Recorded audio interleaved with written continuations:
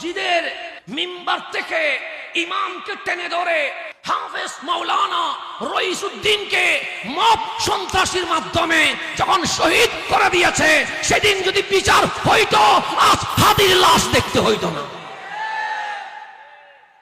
Mob সৃষ্টির সন্ত্রাসের একটা কি শুরু করে দিয়েছে, একটা সিলসিলা শুরু করে দিয়েছে। এখন মানুষের জীবনের কোনো কি নাই, নিরাপত্তা। বিল্ডিং জ্বালাইয়া দিচ্ছে, মানুষের ঘর বাড়ি জ্বালিয়ে দিচ্ছে, এক বিশাল সন্ত্রাসের রাজ্যে উপনীত হয়েছে। যেন আমরা এজিদ দেখি নাই, কিন্তু এজিদের দৃশ্য বর্তমান নিজের চোখে আমাদেরকে দেখতে হচ্ছে।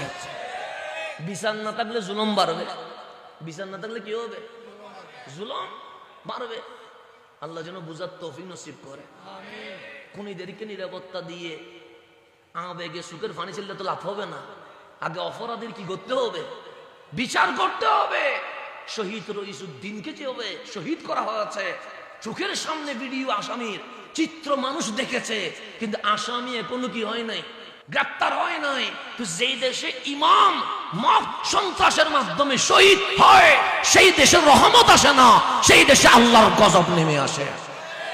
ইমাম পর্যন্ত নিরাপদ নাই, কবরের ভিতরে লাশ পর্যন্ত কি নাই, লাশ পর্যন্ত তুলে কি শুরু করে দিয়েছে, জ্বালানি শুরু করে দিয়েছে।